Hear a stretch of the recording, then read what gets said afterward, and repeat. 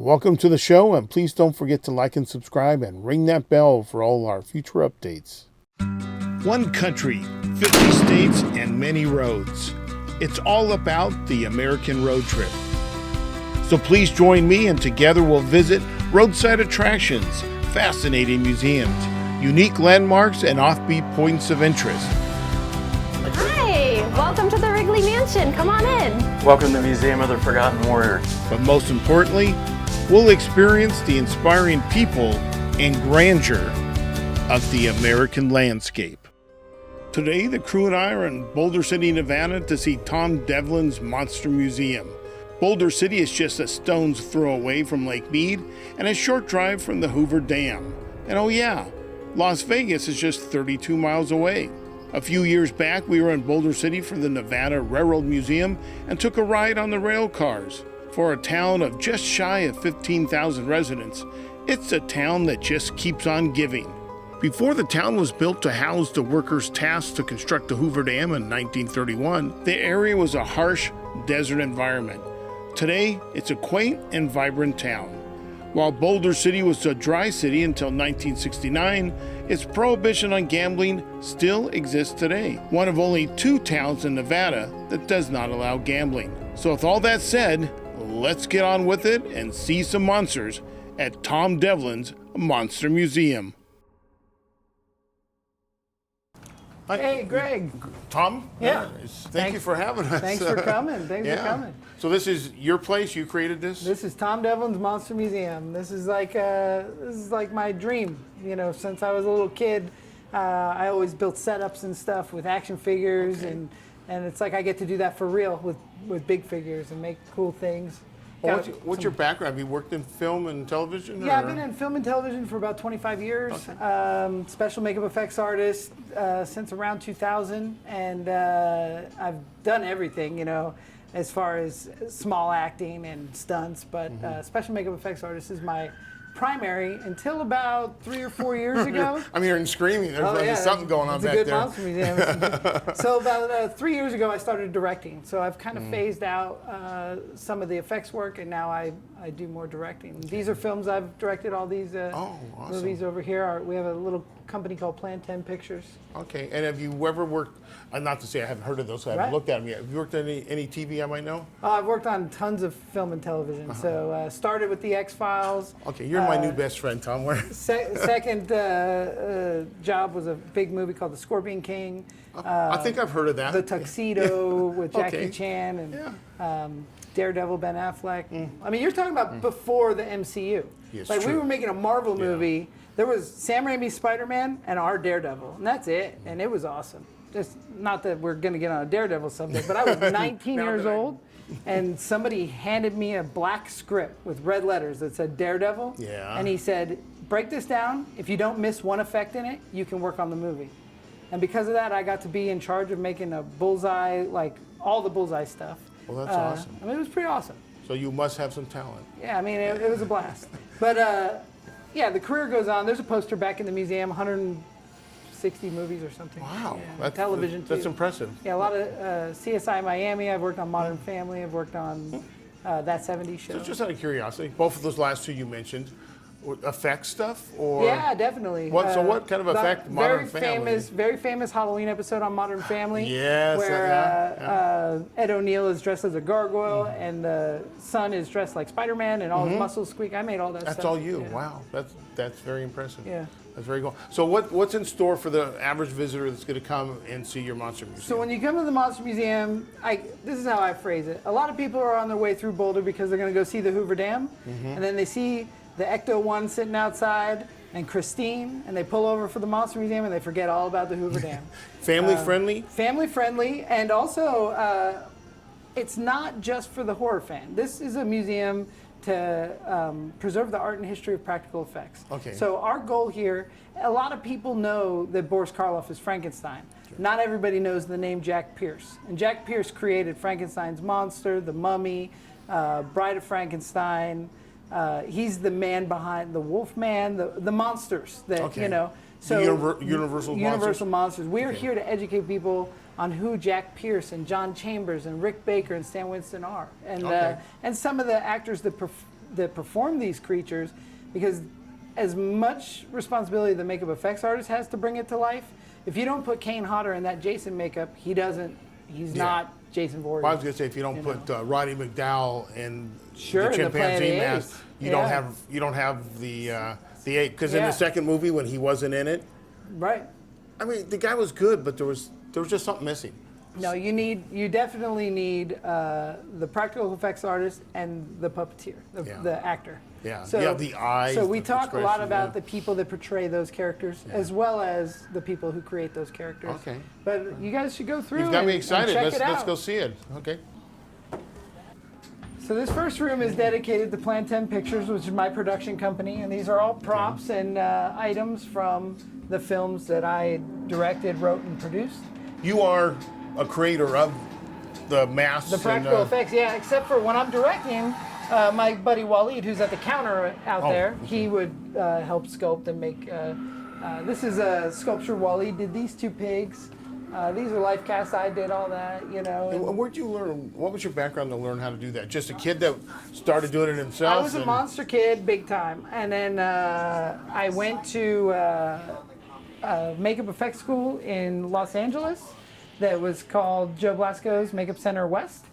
And I was able to take like the beauty course and character and stuff, learn makeup and learn to work on faces. And then when it came to the special effects and prosthetics, there was no opening in the school. So they got me that internship that turned into a job on X-Files. And so once I was on X-Files, I had great mentors and I had great help.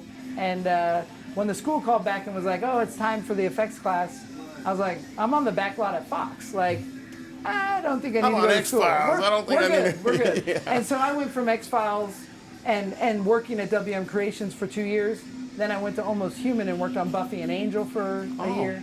And then from there, just started my own company in 2002 and went to town. That's very awesome. My daughter and wife love Buffy and Angel and all those. They were big fan favorites of those. I think I was on season 8 of Buffy and 6 or 7 of Angel. I can't remember. Now, is that common that you would do a season or two and you move to somewhere else? Yeah, it's a very migratory job. So especially with like X-Files, before we got it on season 8, it was in Canada and it came back to Hollywood. Yeah. So, different shops bid the jobs and whoever's got the bid, sometimes they'll stick with the same people. But like Buffy was John Vulich for the first 4 years.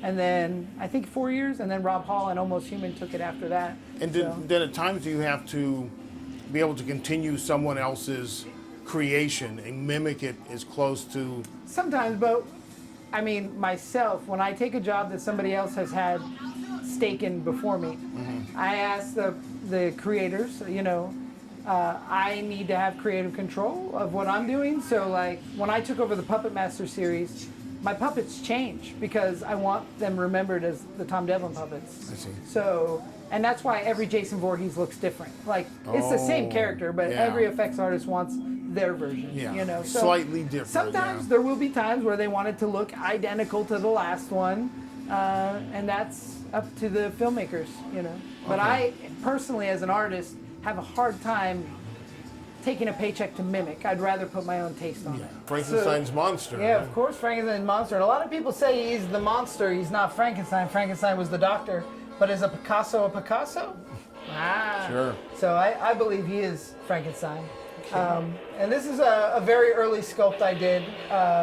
And of course, Boris Karloff as the Frankenstein monster, I really like the detail of the set, that you've...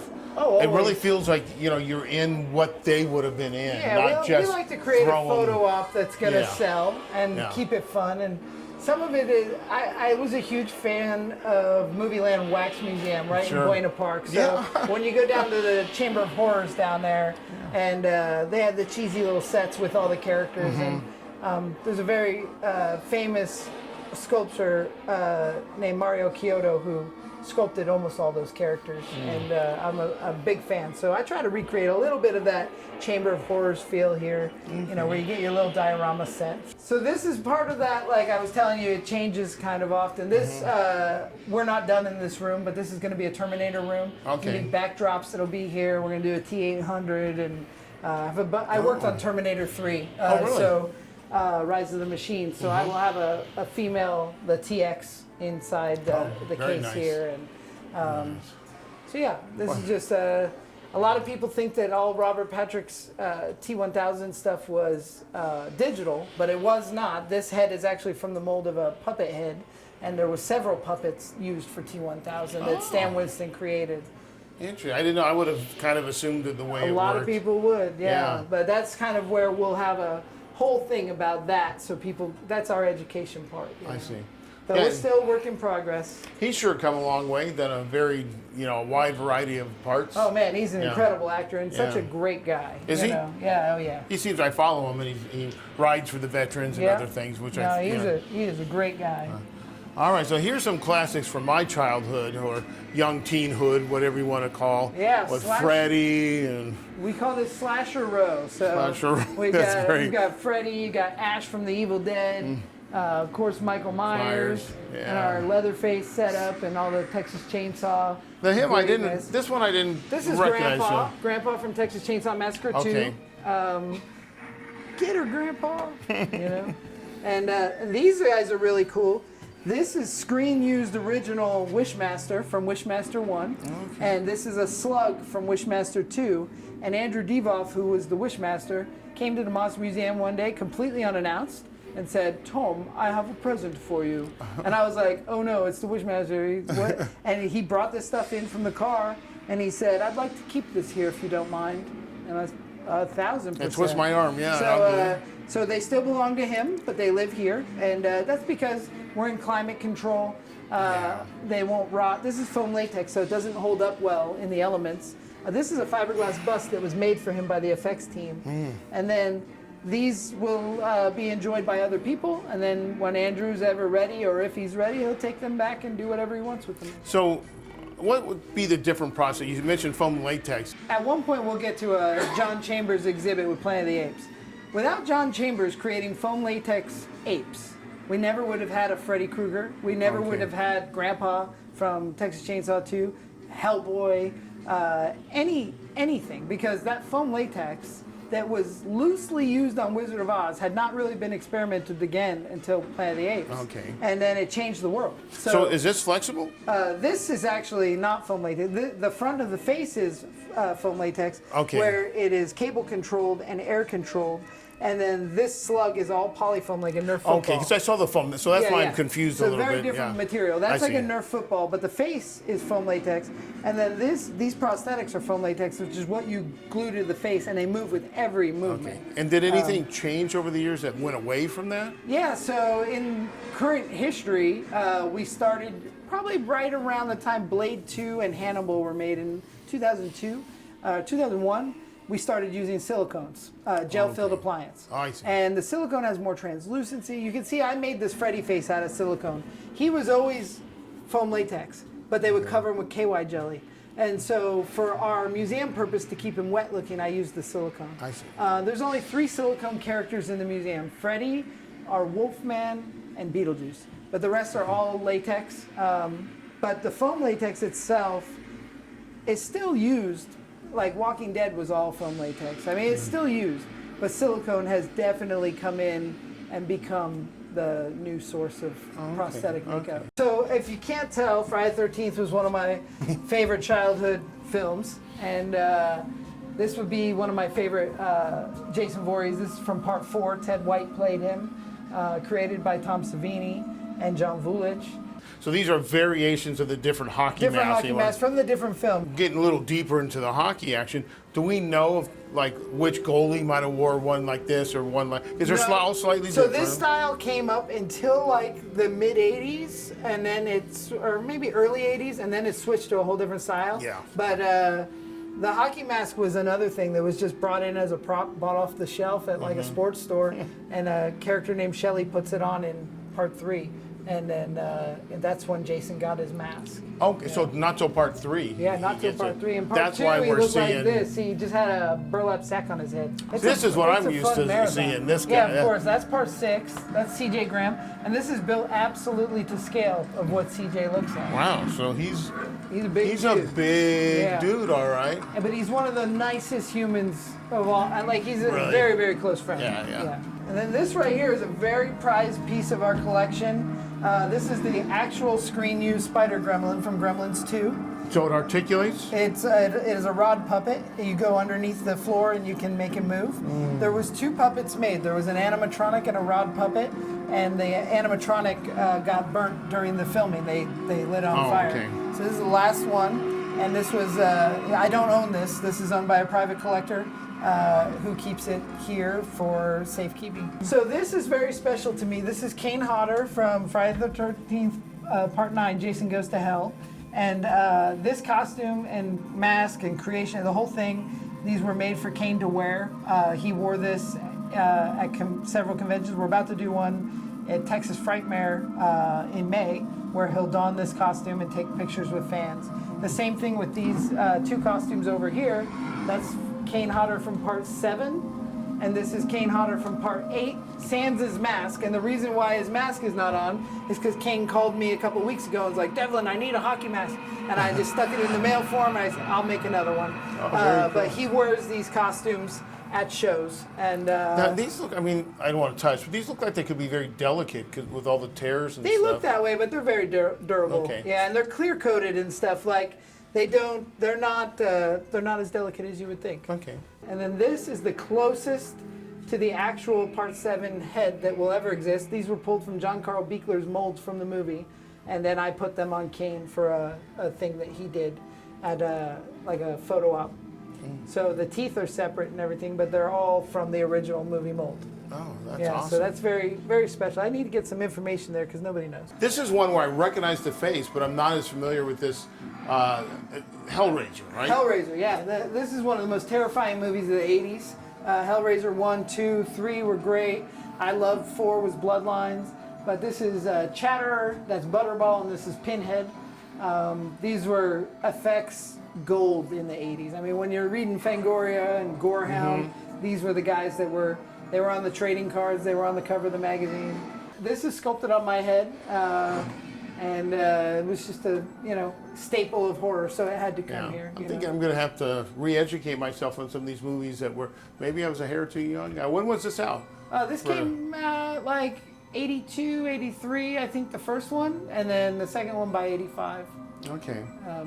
But Well, yeah. with One Day Air Force Base, we didn't get some of these movies.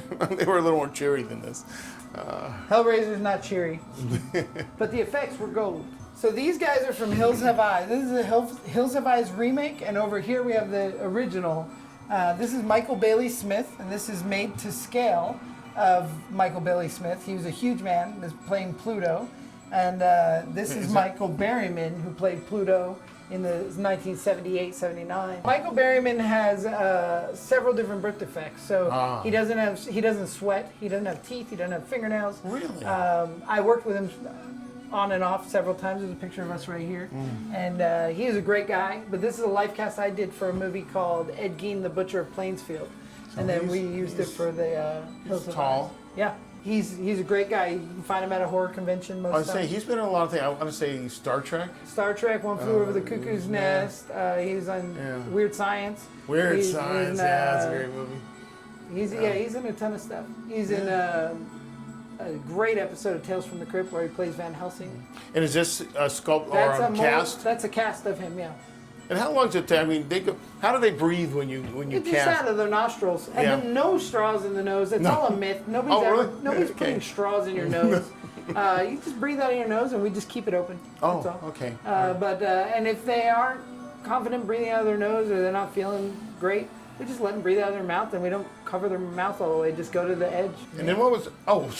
The cameraman was in your cutout back here. Yep, this is the good guys display for Child's Play. So it looks like you're in a doll box right now. And now this. Actually, gonna take a picture of you because I think it's kind of funny. Yeah, Boom. live on camera. This is Chucky. Chucky and Chucky's Tiffany. Bride. Yeah, that's Chucky, Tiffany. Those are all Chucky. These are variations from different movies, right? And this is a very early artist take on mine. I made this Chucky 100 years ago. Okay. And yeah. They were fully articulated? Oh, 100%. Yeah. Yeah, full animatronics. Full animatronics. So, but they couldn't walk. Something was behind them keep them? Not in part.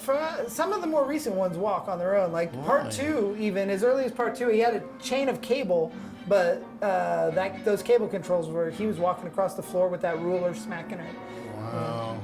Okay, I saw Leprechaun, and not just because my wife and I have a little bit of Celtic and Irish blood, but is this the one with Jennifer Aniston? This is from roughly Jennifer Aniston and part 2. So Leprechaun 1 and 2 inspired me. Gabe Bartalos is one of my favorite effects artists. So all the figures here are my take. They're not screen accurate. Nothing in here is meant to be screen accurate. Okay. It's as if I were given the job, how would I do it? Okay. But as far as Gabe Bartalos, the effects artist, inspired me so much as a kid. I wanted to stay true to like the ropiness of his sculpture, and these measurements and proportion are identical to Warwick Davis. Okay. For whatever reason, little creepy leprechauns are one of the. To me, he's one of the creepiest screen people. Yeah. Out this there. is one of my favorite figures in the museum, actually, because as a kid. Like, I'll tell you right now, if there was a franchise I could have worked on that I didn't get to, it was Leprechaun. And they are making a new one right now, and I've written, I've tried, I don't know. Now, I saw we got Pennywise behind you. We have filmed at the world-famous Clown Museum out in Tonopah. Oh, yeah. Which is a kind of a creepy place. So this Pennywise is based on the Tim Curry, which is my Pennywise. And this is probably one of the oldest sculptures in the museum. I made this over 20 years ago, and people still love him. I do plan on adding the reboot Skarsgård Pennywise, but I have not done it yet. I really do like the drool and stuff. Yeah. It's like, that's better. And Yeah, those it's teeth. slime, you know. Oh yeah, that's great. I love this character. So This guy, I mean, I honestly don't know his name, but I see him everywhere, and he's a great actor. okay, so this is Tony Todd, and he's a very, very, very close friend of mine. He passed away about 2 months ago. Really? I was creating all of his costumes for him for the last couple of years for his photo ops. Tony was awesome. Is he that tall? Yeah, that's his proportion. Wow. He is one of those guys that has put his neck out for everybody around him. I mean, he is a working actor, big time, but he still remembers everybody along the way. Oh, that's great. He was great. here to sign stuff a while back? Oh I yeah, think? he came here to sign, and that was that's what I mean. He was such a cool dude because he didn't need to do that. Yeah. At the time, he was on The Flash. Like, you don't need to go sign at the Monster Museum, but Sure. he always supported us, and he would always do shout outs about the Monster Museum. He was a really cool guy. that's But he cool. was the Candyman, which is what this is a 90s staple in horror. This guy scared the bejesuses out of anybody that was born around, 1980-ish on, because in the 90s, it came out in 1990, 1989, Candyman was terrifying. I'm seeing a theme or a consistency in these kind of films with a claw or a missing You hand. gotta have the weapon. We got Ash, Gotta have the weapon. this one. Yeah. I'm sure a Freddy few and- will yeah. come to mind. Yeah. Yeah. Nope. Tony Todd was a great. He's a legend. How and, old was he when he passed? I'm not sure exactly of his age. Had he but- been ill, or is it? Yeah, something? on and off for years. Oh, but that's too bad. but it just got the best of him, and he was a great guy, legend. sucks. He'll be missed for sure. Yeah. Critters, that one I can remember. Yeah, Critters was a great kind of knockoff of Gremlins, and but the makeup effects were phenomenal by the Kyoto brothers. Yeah. Now I was looking at the poster. The poster looks like it was made by someone that had made another famous sci-fi poster because the text, Yeah, the layout, Well, everything. The director, that's from Critters 2, and the director, Mick Garris, he's a longtime Monster kid. So I'm sure that text and all that layout was inspired by him. Something he else, probably yeah, directed. yeah. So this wall of a collection of so many masks and faces. Some say screen used. Everything behind this glass is from my film career. So Okay. most of it is screen used. Like I was saying, this is a foam latex piece from Killjoy 3, and that was actually worn by Trent Haga, and that's how degraded they get. I've tried to preserve it, but we were able to pour up this one was not screen used, but that is what that looked like. That would have been like the Yeah. final product. This is if the you will. screen used costume. Okay. And then that was his face. And These are from a little movie called The Ouijas that we did here in Vegas. They're kind of like Ghoulies' cousins. Like, these are the Ghoulies. And John Buechler, the creator, one of my favorite effects artists, had passed away.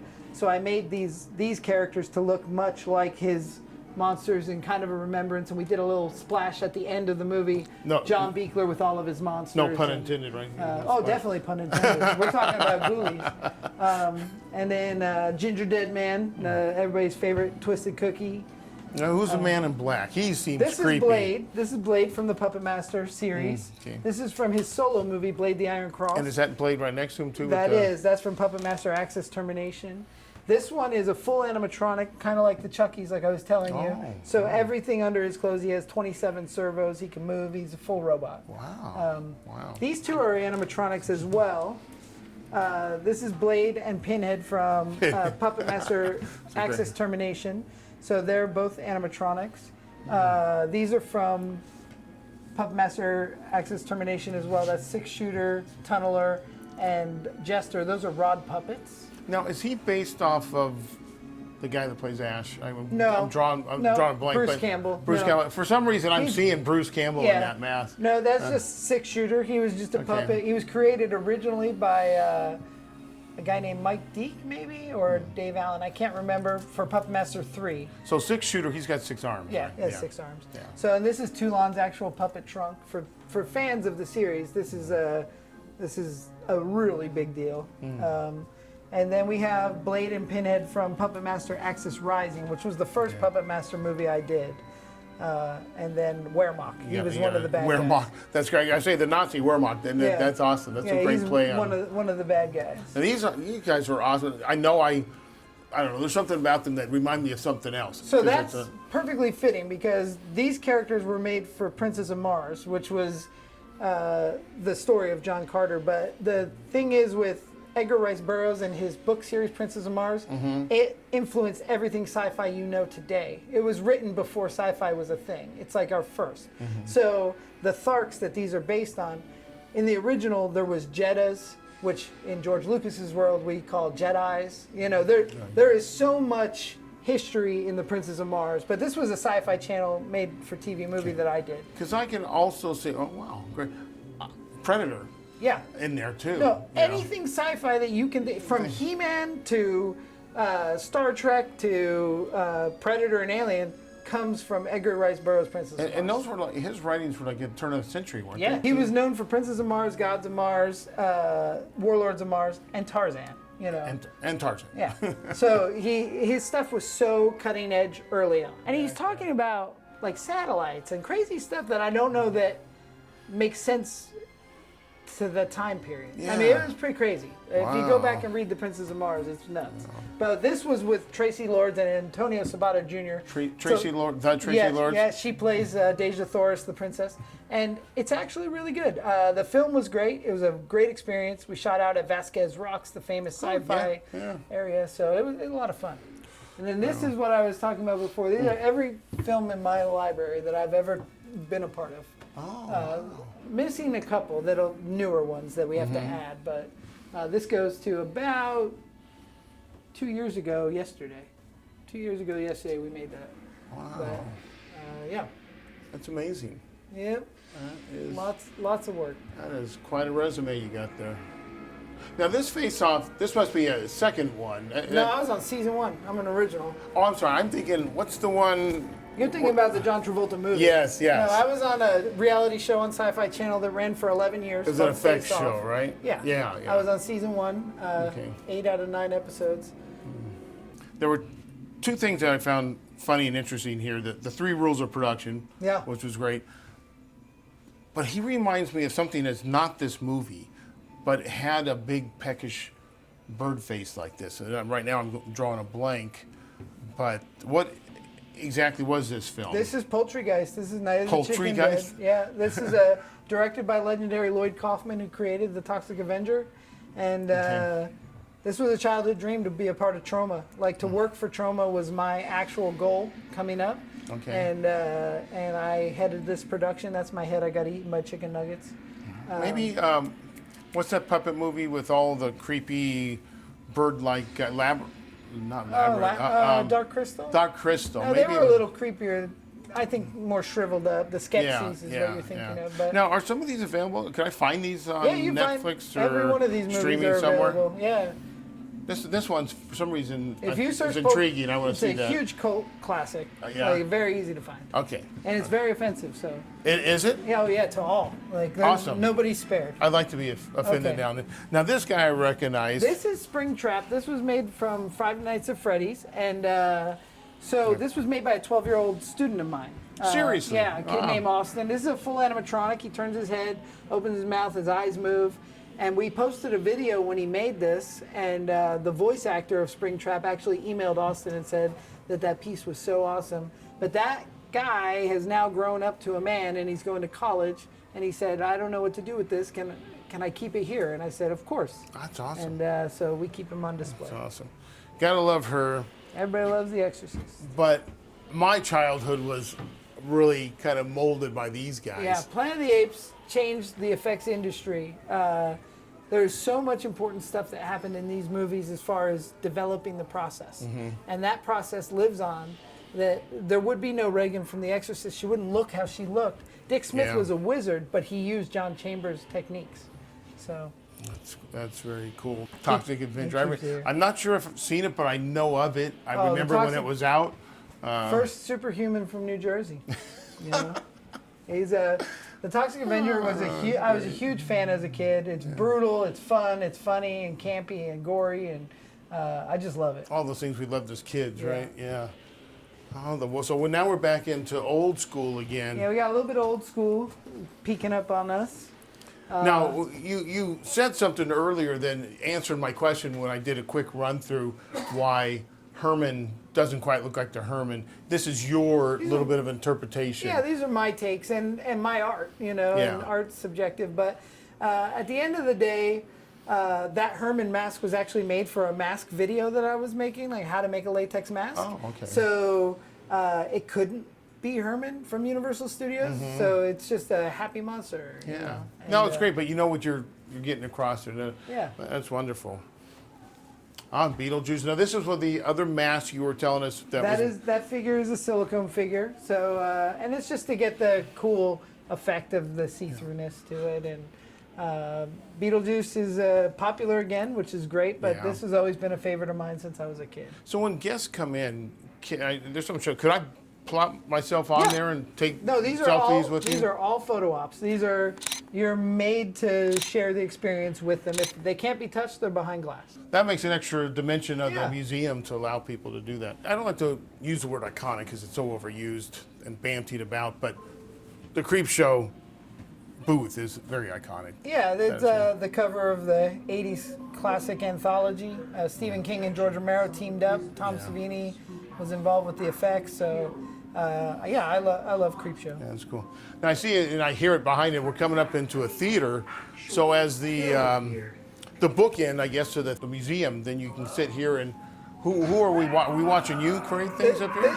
This is a trailer of a film I directed called Teddy Told Me To, but we have a plethora of behind the scenes and special features, a lot of interviews, stuff like that you can come here and really learn who Tom Devlin is and what my contributions to the industry are. Tom, that was pretty cool. Awesome. That was really cool. Thank you Yeah, for of showing course, us. of course. Now, I know we're not done because we got some aliens to go see, but this is pretty darn cool. Yeah. And does it change up? We change this place constantly. It's always ever changing, ever growing. Props come and go, and I like to rework the path, Okay. That's great. So again, exit through the gift shop. I love it. Exit through the gift shop. We have a small retro arcade over there. We can keep you in here all day. Oh, that's good to know. All right. And then you said your movies are available over here on Blu-ray, it looks like. All the films that I've directed are available over here on Blu-ray. We've become like a hub here. So if you're a horror fan from Las Vegas, people come here to hang out. If you're a horror fan from elsewhere, they come and hang out. People love it. They come from all over the world. And I don't mean that like facetiously. We have had people come from Scotland just to see the Ginger Dead Man. Really? It's Wow, when they say cult cool. classics, there is a cult of people that love these classics. So. I get that. I mean, Yeah. Bigfoot and UFO or aliens We guys, just so. made a Bigfoot movie and a UFO movie. So Yeah. You have to let me know when it that's ready. steals your skin and Bloody Bluff. So Okay. we'll have to. And I purposely wore this because I know you just opened up a UFO Yeah. section, right? Yeah, you or guys another have to building. see it. You gotta okay. see it. All right. Well, let's go do that. This has been really cool, and I can't wait to see what the UFOs are about. Awesome. All right. Yeah.